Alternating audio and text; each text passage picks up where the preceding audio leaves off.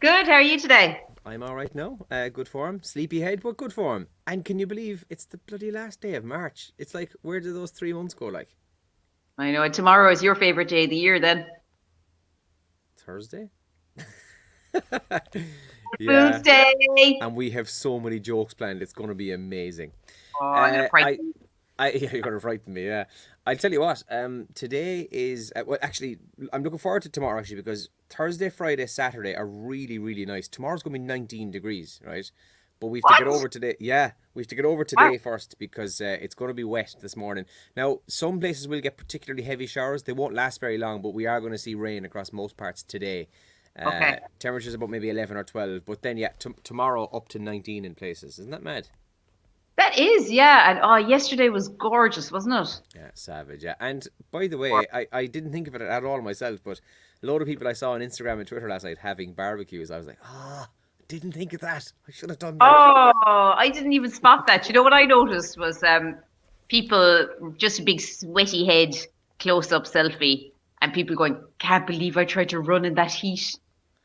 I was like, it wasn't Actually, 30 degrees. Elaine, I have to admit, I also saw a couple of Instagram posts like that, and my I thought exactly the same thing. Like, Yeah. yes, it was warm, yes, it was lovely, but Jesus Christ, it wasn't that hot that you're kind of going, oh my God, I've got to die. Oh my, I I can't exercise. think it was grand, like. Yeah, it did make me laugh a bit, I must say. Yeah, but the next few days still though are looking good. And if I'm being completely honest, I'm hopefully going to get out and cut the grass. Oh, listen, that's the stuff of dreams. I know that's the kind of rock and roll Um, lifestyle we live, Elaine. that I know it's true. Listen, obviously, Andrew, those big announcements yesterday made by the Taoiseach, and that's what's dominating the front pages of the papers, as you would expect this morning. I'm taking a look at the Irish Sun today. Never lock back is the headline on the Sun. Here comes the summer is another headline. Ireland is set to begin a cautious reopening from the 12th of April. It was announced yesterday. You can travel within your own county from the 12th of April. So a lot of people chatting about where they would like to go in Kerry from the 12th. So that's on the front page of The Sun. Thierry Henry has been interviewed and he's been talking about that infamous handball issue. Andrew, what year was that? 2009, I'd say it was for the 2010 World Cup. So I'd Well, say it was. Oh, or was it maybe just before the World Cup in 2010? Maybe. yeah, well, it was around then anyway. So, I mean, it's a long time ago, obviously, but he's still talking about it and we're still interested in it. But he says he got death threats over that incident. And that's on the front page of the Irish Sun as well today. And I completely forgot that we were playing Qatar last night. Like, I just put it out of my head. Did you watch any of it?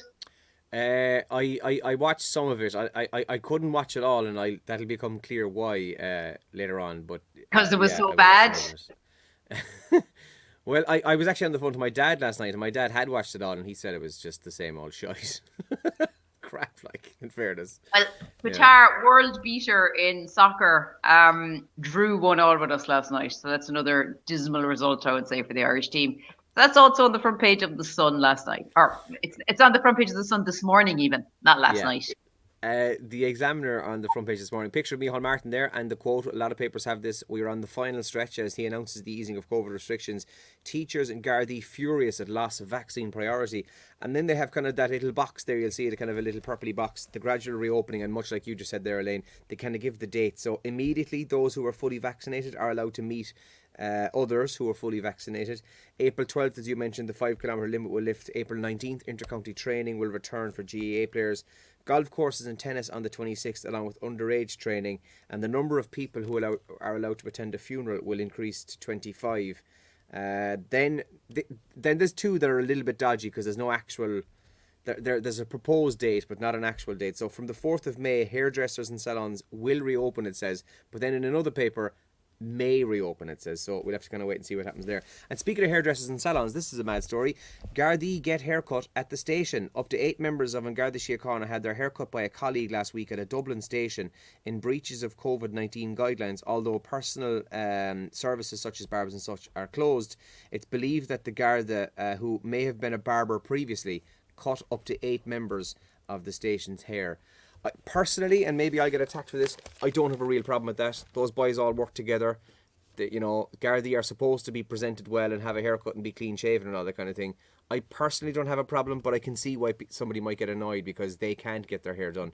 And if you read the article, by all accounts, it was female members of An Garda Síochána who actually got their nose out of joint as a result of it. So I can understand it, but it doesn't bother me particularly, if I'm being completely honest. Is the issue that this guard used to be a barber? Because if it is, Possibly. that's a bit petty, I think. Because, Yeah, like, I mean, possibly. imagine if you had a housemate who is a barber, he'd be able to cut your hair, and it'd be just your good luck that he was actually skillful at it. Yeah. Yeah, look, I mean, as I said, I know people will read that today and they'll get really annoyed and really peed off. Yeah. Personally, it's not like they've gone out and shot somebody in the face, so I wouldn't be too worried about it, to be honest. Now, the Irish Daily Mail front page, a small taste of freedom is the front page headline there. Ireland on the final stretch, apparently, out of lockdown. Oh my God, we hope we are anyway. People are being very optimistic, I think. The Taoiseach promised that by the summer, the worst of this pandemic will be behind us. And some very optimistic figures in terms of the vaccine as well being announced yesterday. I think they said within 7 weeks, everybody over 70 in the country should be vaccinated. So that would be just absolutely fantastic. And we certainly would be on the final stretch, I think, if we achieve those kind of figures. So hopefully we will. So more on what actually is involved in what was announced yesterday. Residential construction can restart, which was a big talking point from the 12th. 19th of April, high performance training would be allowed. That includes senior intercounty GA training. So people interested in that one. And also from the 26th of April, then outdoor sports training for under 18s could start again. And then things like golf and tennis and outdoor attractions like zoos and wildlife parks can be accessed as well. There's also an increase as well on the number of people allowed to attend a funeral from 10 to 25, and that's from the 26th of April as well. So a lot to kind of mull over and a lot to sort of get your head around there, but the papers have it all, including the Irish Daily Mail. They'll explain it all to you inside the papers today. And VHI chief steps aside amid vaccine inquiry. That's in relation to the Beacon Hospital.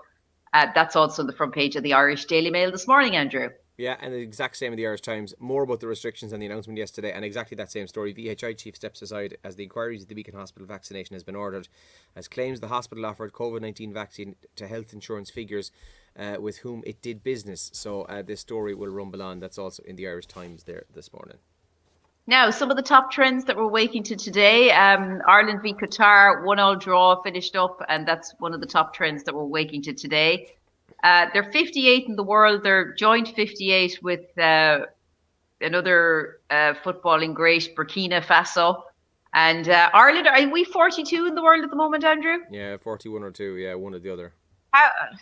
Yeah, I don't know how we are, but the rankings seem a bit mad, really. I'm just having to look at them here. But anyway, 1-1 is how it finished up. And yeah, that's what a lot of people are chatting about on Twitter this morning. And prime time then is also trending this morning because they had reaction to the big announcement about the easing of lockdown yesterday as well.